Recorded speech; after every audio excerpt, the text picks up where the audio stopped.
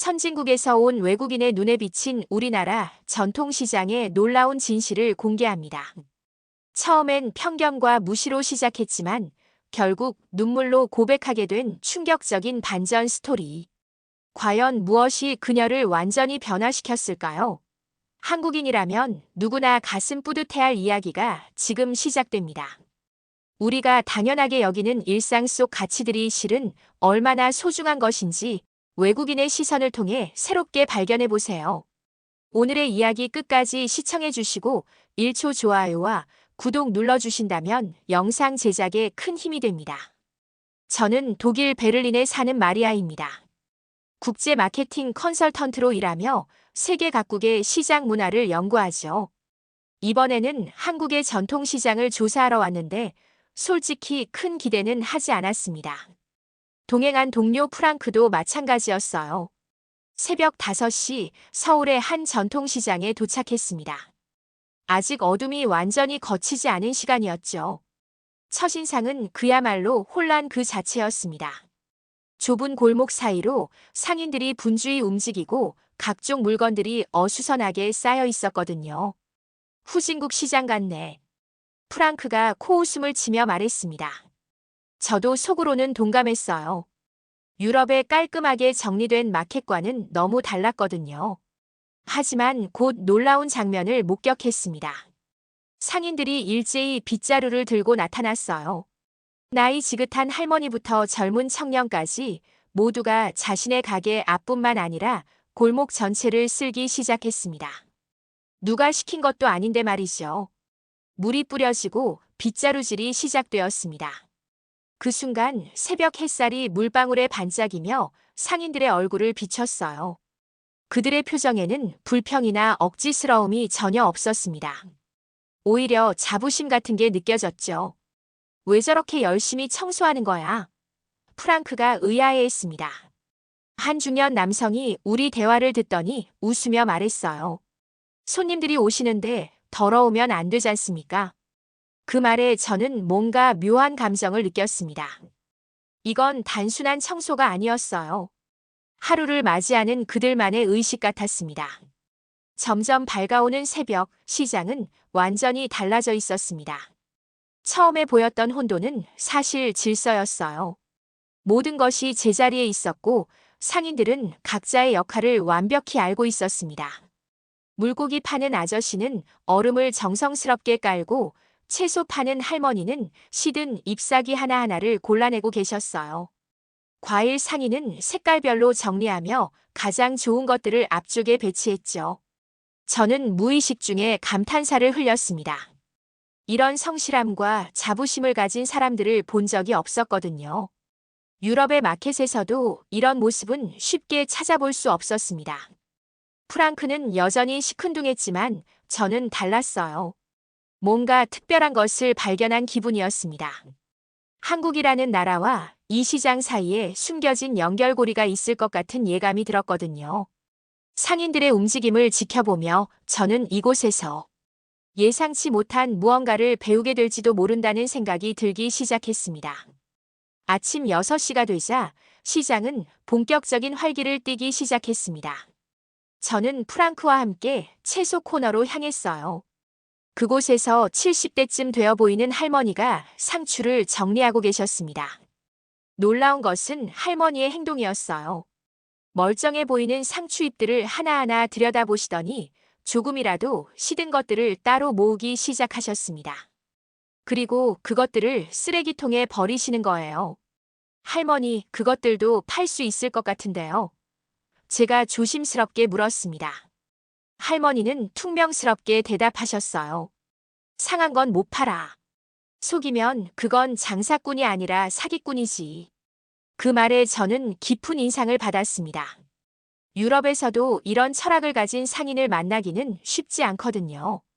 대부분은 조금 시든 것이라도 할인해서 파는 경우가 많은데 말이죠. 옆 가게의 젊은 청년도 비슷했습니다. 사과를 정리하면서 모양이 조금 이상한 것들을 따로 빼내고 있었어요.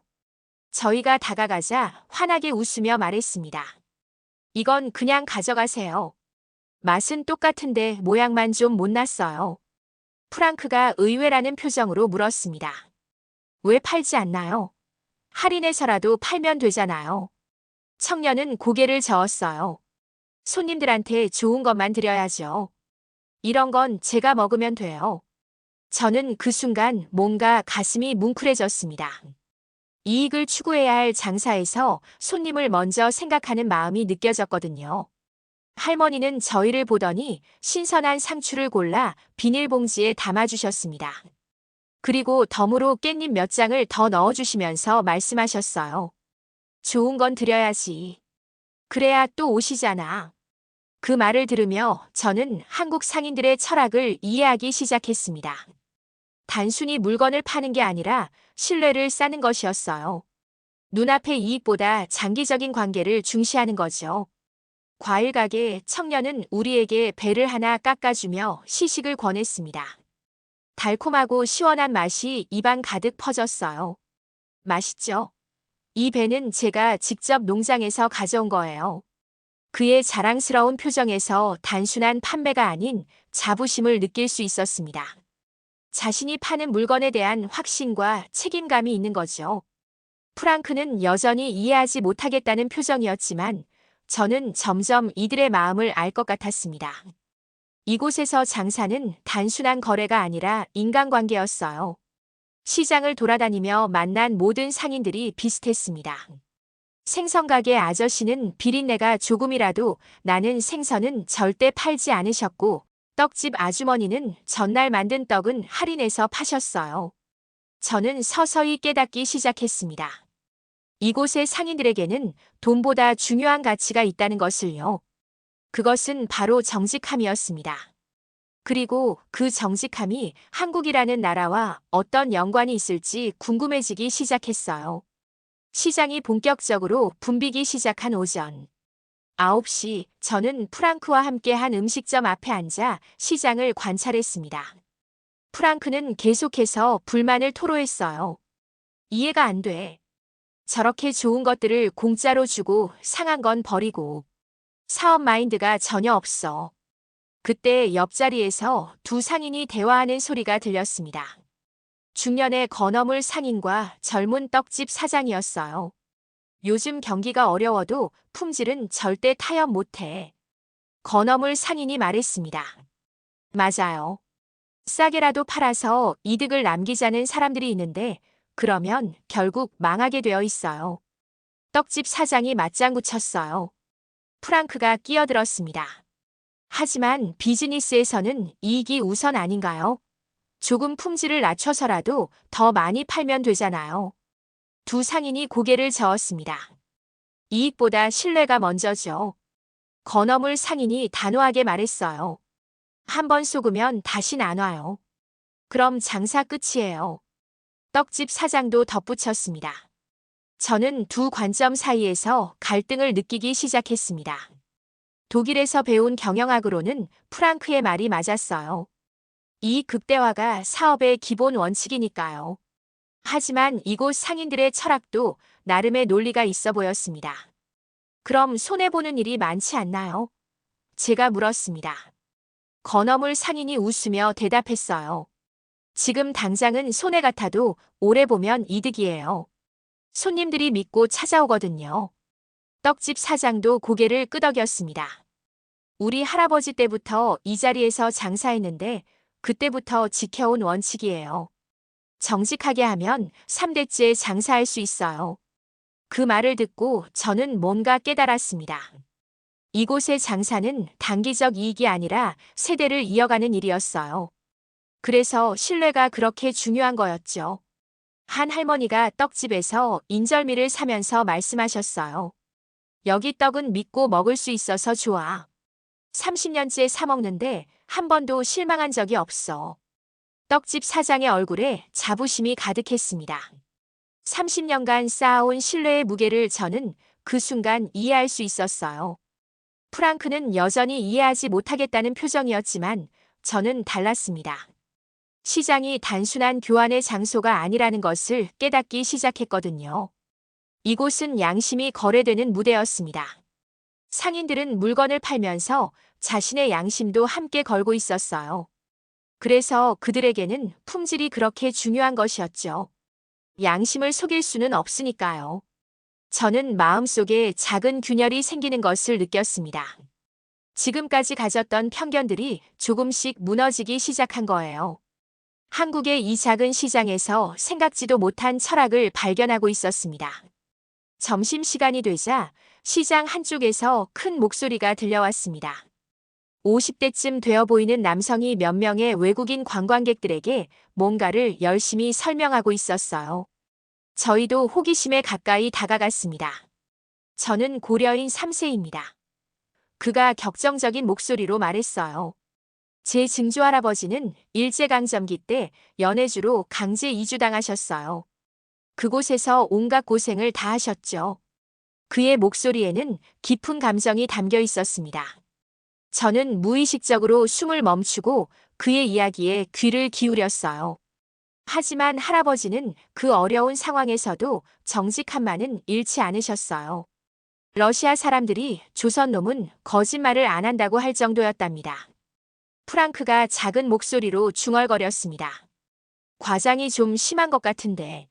하지만 고려인 후손의 이야기는 계속되었어요.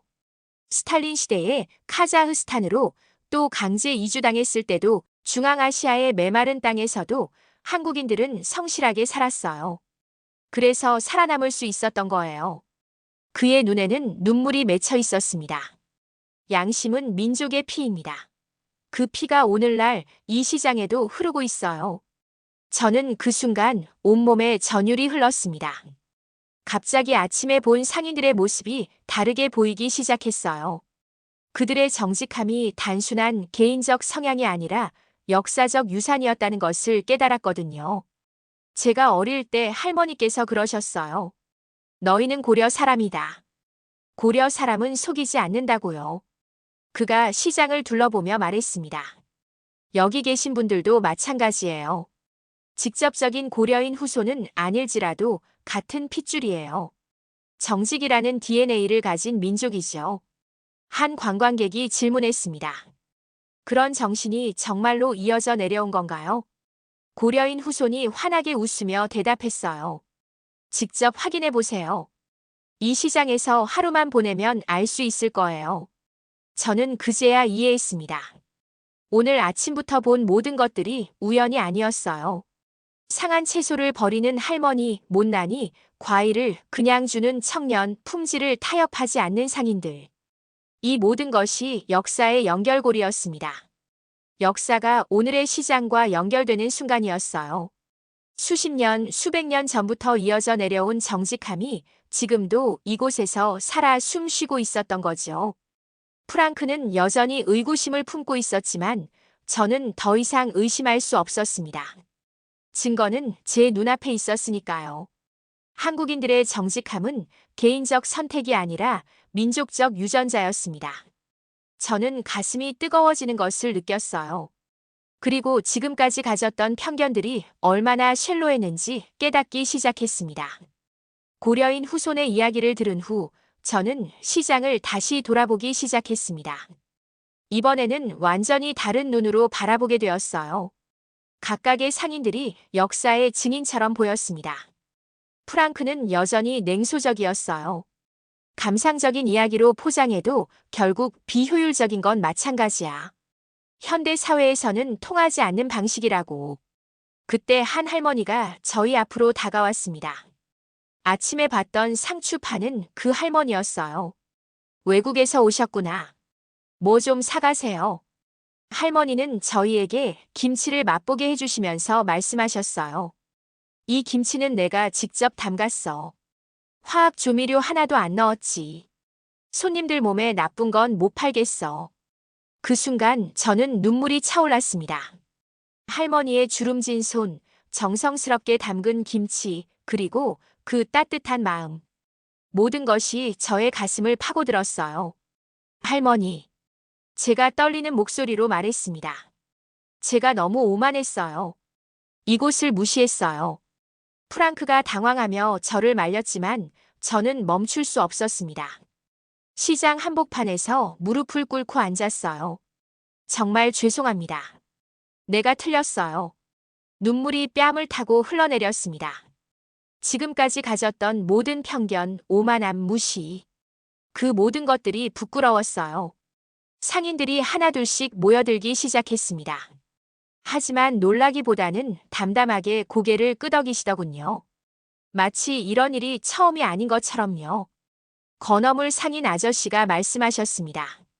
괜찮아요. 사람이 깨달으면 되는 거지. 떡집 사장도 따뜻하게 웃으며 말했어요. 시장은 모든 사람에게 열려 있어요. 깨닫고 싶은 사람이면 누구든지요. 저는 더욱 울음을 터뜨렸습니다.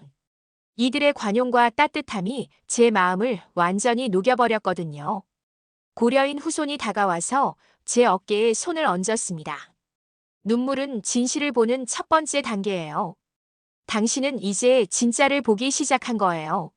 새벽 햇살이 제 눈물방울을 비추며 반짝였습니다.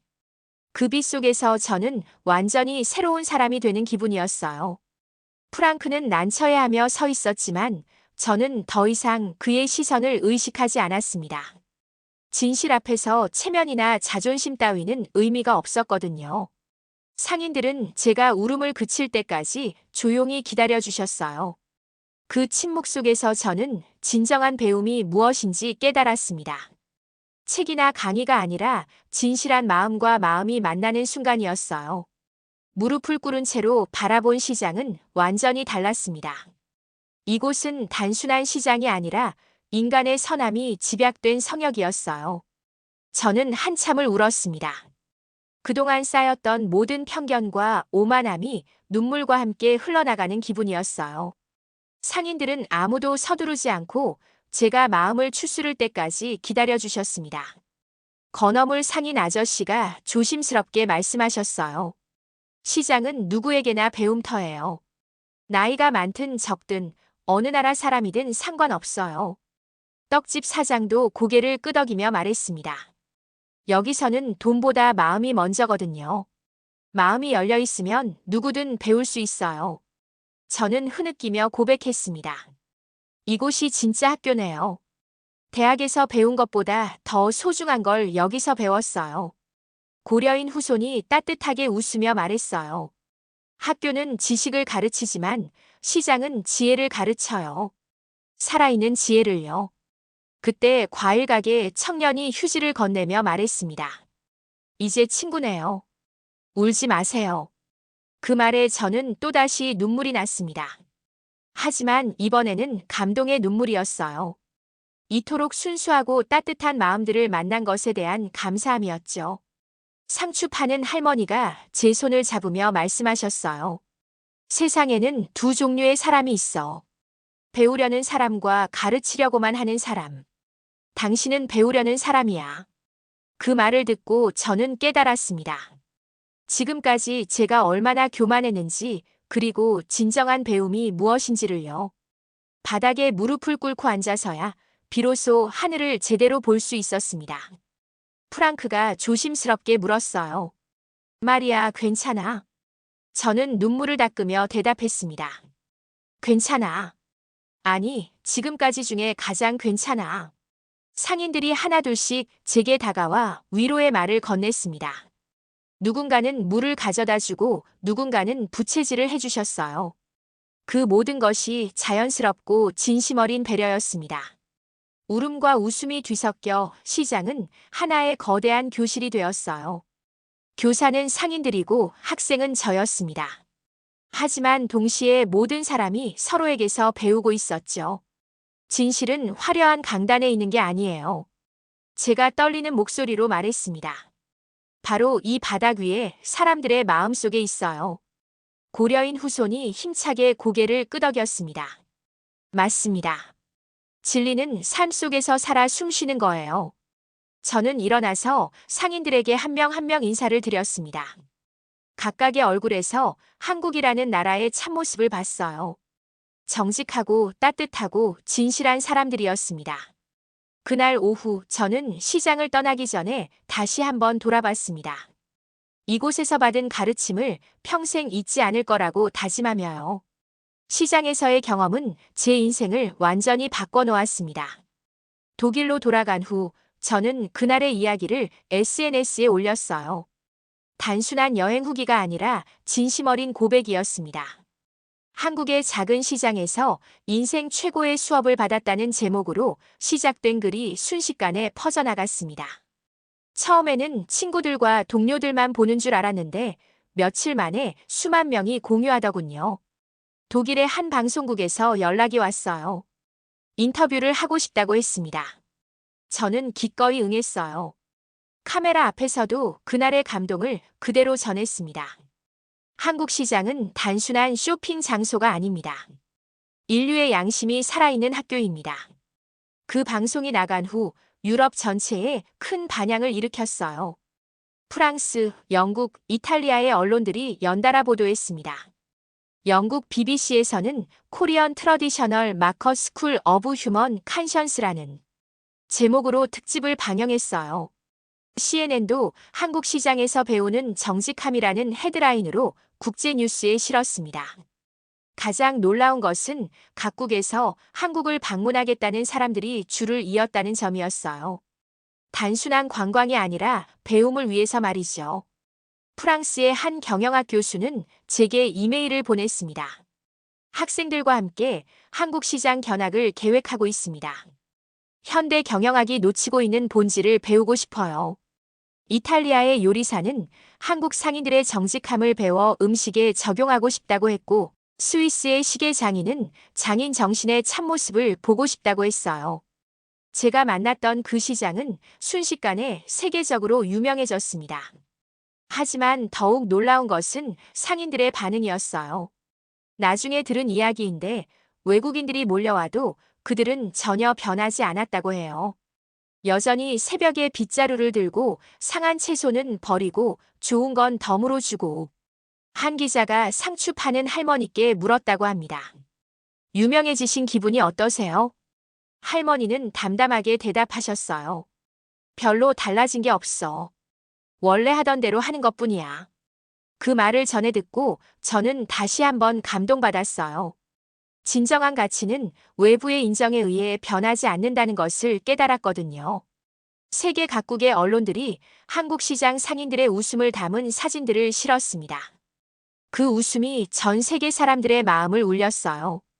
코리언 스마일이라는 해시태그까지 생겼고 수많은 사람들이 한국 방문을 계획하기 시작했습니다. 단순히 구경하러 오는 게 아니라 배우러 오는 거였어요. 저는 그 모든 현상을 지켜보며 뿌듯했습니다. 한 개인의 깨달음이 세계로 퍼져나간 거니까요. 유네스코에서 한국의 전통시장을 인류 무형문화유산 후보로 검토하기 시작했어요. 단순한 시장이 아니라 정직함의 전수 현장으로 인정받은 거였습니다. 그로부터 1년 후 놀라운 일들이 연달아 일어났습니다. 하버드 경영대학원에서는 코리언 마켓 에식스라는 강의를 신설했어요. 제가 직접 초청받아 강연을 하기도 했습니다. 강의실을 가득 메운 학생들 앞에서 그날의 이야기를 전했을 때 많은 학생들이 눈물을 흘렸어요. 진정한 경영은 이익이 아니라 신뢰에서 시작됩니다. 제가 강단에서 말했습니다. 옥스퍼드 대학교에서도 트러디셔널 마켓 펄라서피 과정을 만들었고, 소르본 대학교는 한국학과 시장윤리연구소를 설립했어요. 가장 감동적이었던 것은 세계 각국의 교과서에 한국 전통시장 이야기가 실리기 시작한 점이었습니다. 독일 초등학교 도덕 교과서에는 상추 할머니의 정직함이라는 단원이 생겼어요. 일본의 한 중학교에서는 학생들이 직접 한국 시장을 견학 왔습니다. 그 아이들이 상인들에게 인사하며 정직함을 배우러 왔어요 라고 말하는 모습을 보고 저는 또다시 울었어요. 브라질, 남아공, 인도에서도 교육자들과 학자들이 줄지어 방문했습니다. 그들은 모두 한결같이 말했어요. 이곳에서 진정한 인간 교육이 무엇인지 배웠다고요. BBC에서 제작한 다큐멘터리 더 레스트 아너스트 플레이스 안 어스는 에미상을 받았고 넷플릭스에서 방영되어 전 세계적으로 화제가 되었습니다. 제가 처음 만났던 그 상인들은 이제 세계적인 명사가 되었어요. 하지만 그들은 여전히 변함없었습니다. 상추 할머니는 여전히 새벽 5시에 나와 빗자루를 드시고 과일 가게 청년은 못난이 과일을 그냥 나눠주시고 고려인 후손은 방문객들에게 열정적으로 역사를 설명해 주셨어요. 제가 1년 만에 다시 그 시장을 찾았을 때 할머니가 저를 알아보시며 웃으셨어요. 또 왔구나. 이번에는 안 울지. 저는 웃으며 대답했습니다. 이번에도 울 것 같아요. 감동해서요. 시장은 이제 세계 각국에서 온 방문객들로 가득했지만 그 본질은 전혀 변하지 않았어요. 여전히 정직함이 살아 숨쉬는 곳이었습니다. 한 프랑스 철학자가 말했듯이 한국의 전통시장은 자본주의 시대에 남은 마지막 양심의 보루가 되었어요. 아이들, 학자들, 여행자들이 모두 같은 목적으로 이곳을 찾았습니다. 정직을 배우러 온 거였죠. 저는 시장을 떠나며 마지막으로 돌아봤어요. 새벽이 밝아오고 있었고 상인들은 오늘도 빗자루를 들고 하루를 시작하고 있었습니다. 평범한 장터가 인류의 보물이 된 순간을 목격한 저는 가슴 뭉클한 감정을 억누를 수 없었어요. 새벽 시장은 결코 잠들지 않습니다. 매일 새로운 사람들을 맞이하며 정직함이라는 소중한 가치를 전수하고 있으니까요. 그리고 저는 이제 확신합니다. 한국인의 마음속에 흐르는 따뜻함과 정직함이 바로 이 나라의 진짜 힘이라는 것을요. 그 가치는 앞으로도 영원히 계속될 것입니다. 여러분도 이런 감동을 느껴보셨나요? 댓글로 여러분의 이야기를 들려주세요. 구독과 좋아요는 더 많은 감동 스토리를 만드는 힘이 됩니다.